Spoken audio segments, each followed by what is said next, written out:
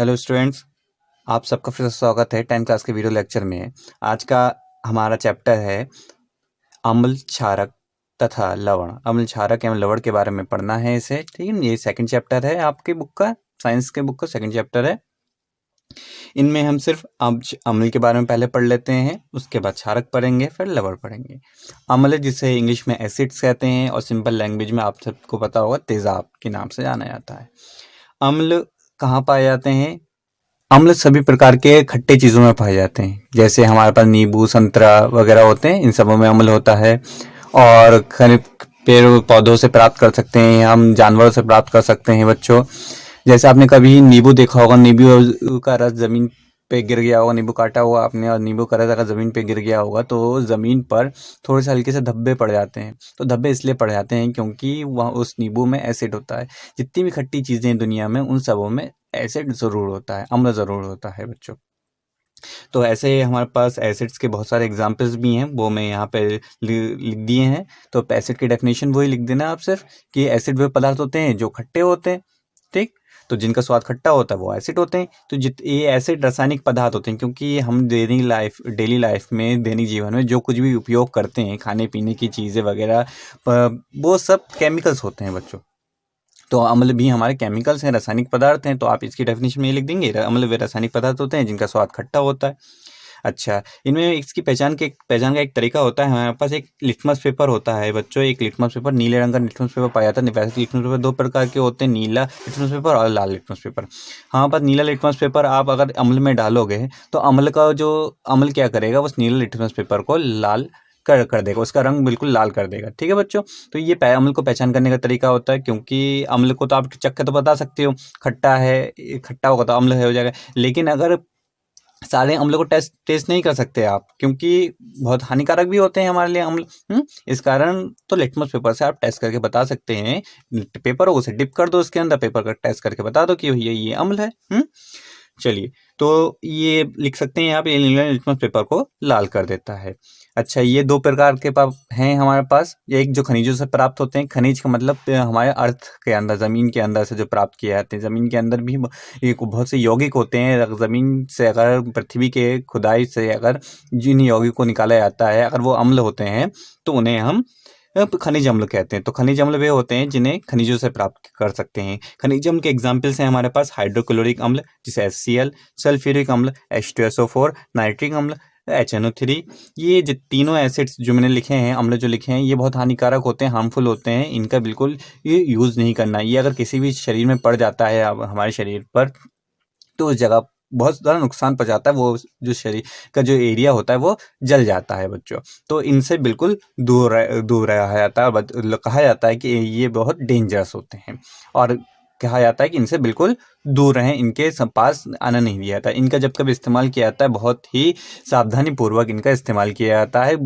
दूसरा हो गया आपके पास वे अम्ल जिन्हें पौधों तथा जंतु से प्राप्त किए जाते हैं, उन्हें कार्बनिक अम्ल कहते हैं बच्चों। ये कार्बनिक अम्ल जो होते हैं पौधों और जंतुओं से प्राप्त किए जाते हैं, और ये दुर्बल होते हैं। इनका आप यूज़ कर सकते हो, खाने पीने में यूज़ कर सकते हो। जैसे हमारे पास है सिरका जिसे अचार में डाला जाता है। सिरके में जो पाया जाता है बच्चों अम्ल, उस अम्ल का नाम है एसिटिक अम्ल। नींबू संतरे में पाए जाने वाला अम्ल का नाम सिट्रिक अम्ल है। दूध दही में पाए जाने वाला अम्ल लैक्टिक अम्ल, क्योंकि दही खट्टा होता है बच्चों। दही जब खट्टा हो जाएगा तो खट्टा होता है, तो उसमें लैक्टिक अम्ल की वजह से वो खट्टापन आता है। दूध होगा, दूध में थोड़ा सा लैक्टिक अम्ल होता है, जितना ही वो दही में कन्वर्ट होता जाएगा लैक्टिक अम्ल की मात्रा उसमें बढ़ती आती है और वो खट्टापन आता जाता है। इमली तथा कच्चे अंगूर में भी जो अम्ल पाया जाता है उसे टार्टरिक अम्ल कहते हैं। टमाटर में ऑक्जेलिक अम्ल होता है बच्चों। और चींटी का जो डंक होता है, चींटी का डंक फॉर्मिक अम्ल, क्योंकि चींटी जब काटती है तो आपके हाथ में अगर चींटी ने काटा होगा तो वहां पे लाल रैशेस पड़ जाएगा, और लाल रंग का तो लाल हो जाता है, वो पर्टिकुलर एरिया ना लाल हो जाता है। तो वो लाल इसलिए आया क्योंकि वो फॉर्मिक अम्ल आपके शरीर में छोड़ देती है, जिसके कारण वो आपको जलन भी महसूस होती है और वहां पे हिस्सा लाल हो जाता है और रैशेस पड़ जाते हैं। तो चींटी के जो डंक होता है उसमें फॉर्मिक अम्ल पाया जाता है बच्चों। तो ये दुर्बल अम्ल होते हैं और इन्हें पीने से कोई नुकसान नहीं होता। आप नींबू पीते हो, नींबू पानी पीते हो, तो नींबू में भी तो एसिटिक अम्ल है, लेकिन वो आप लोगों को नुकसान नहीं देता। तो जो पौधे और जंतुओं से प्राप्त किए जाते हैं उन्हें कार्बनिक अम्ल कहते हैं बच्चों। ये दुर्बल होते हैं और इन्हें पीने से कोई नुकसान नहीं होता। ये उसका एग्जाम्पल ये रहा है। लेकिन जो हमारे जमीन से प्राप्त किए जाते हैं, अर्थ की खुदाई से प्राप्त किए जाते हैं, अर्थ से प्राप्त करते हैं हम, ठीक है, वो खनिजों से प्राप्त करते हैं, उन्हें खनिज अम्ल कहते हैं। ये बहुत प्रबल होते हैं, ये हानिकारक होते हैं। उसके एग्जाम्पल्स ये रहे। अच्छा, इन सब बातों के अलावा दो टर्म्स और आते हैं हमारे पास, सांद्र अम्ल और एक होता है हमारा तनु अम्ल। सांद्र अम्ल में पानी की जो मात्रा होती है बहुत कम होती है, बहुत ही कम मात्रा हो तो अगर पानी की मात्रा बहुत कम हो तो उसे हम सांद्र अम्ल कहते हैं। और तनु अम्ल वो होते हैं जिनमें पानी की जो मात्रा होती है बहुत ज़्यादा होती है, बहुत ज़्यादा पानी हो तो उसे हम तनु अम्ल कहते हैं। तो मैं यहाँ पे लिख देता हूँ।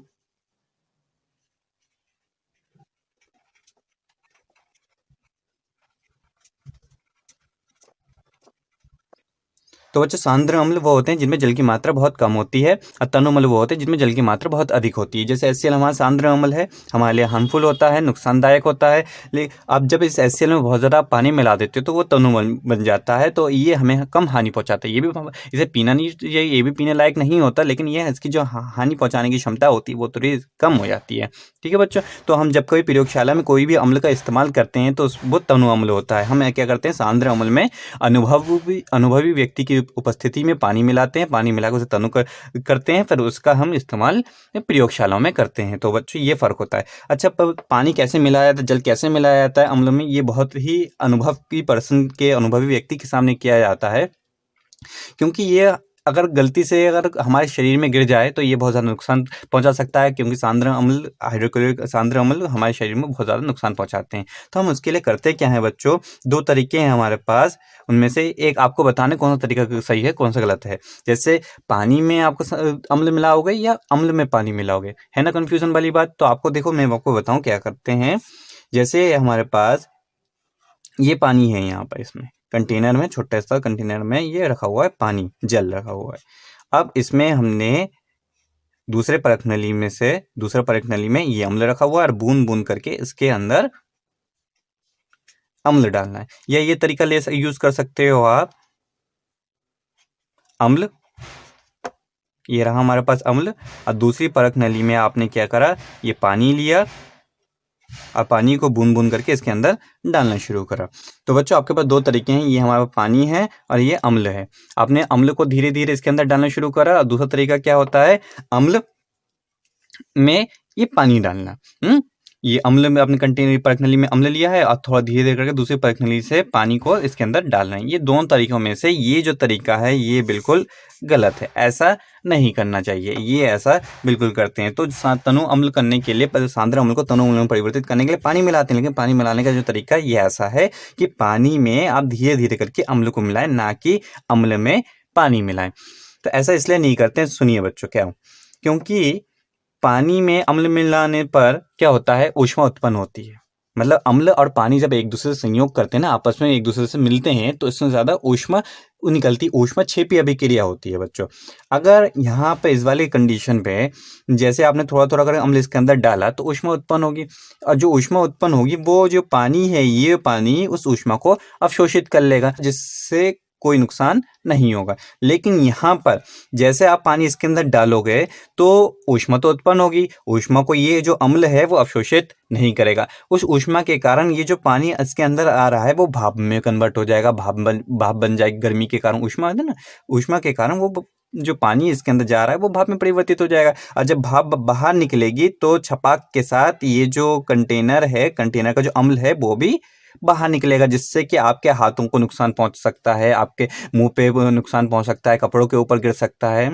और ये जो कंटेनर है, कंटेनर भी गर्म हो जाएगा, क्योंकि ये जो ऊष्मा उत्पन्न हो रही है कंटेनर को गर्म करता रहेगा, जिससे कि जो प्रकनली है, कंटेनर है, वो टूटने के चांसेस हो सकते हैं। अगर आपने हाथ में पकड़ रखा होगा इस कंटेनर को, वो आपका हाथ में गिर जाएगा, सारा फूट जाएगा। तो फूटने से कंटेनर नुकसान होने से आपके हाथ में भी नुकसान हो जाएगा। लेकिन इस वाले केस में क्या होगा, अम्ल जैसे डालोगे तो जो हीट उत्पन्न होगी वो हीट इस पानी अवशोषित कर लेगा, उस हीट को ये पानी अवशोषित कर लेगा और नुकसान नहीं होगा। आप धीरे धीरे करके उसमें बूंद बूंद करके अम्ल डाल सकते हैं। तो अम्ल को तनु करने के लिए इस वाली मेथड का इस्तेमाल किया जाता है। ठीक है बच्चों, अभी इतना ही। अगले लेक्चर में फिर से आपसे मुलाकात होगी। Thank you.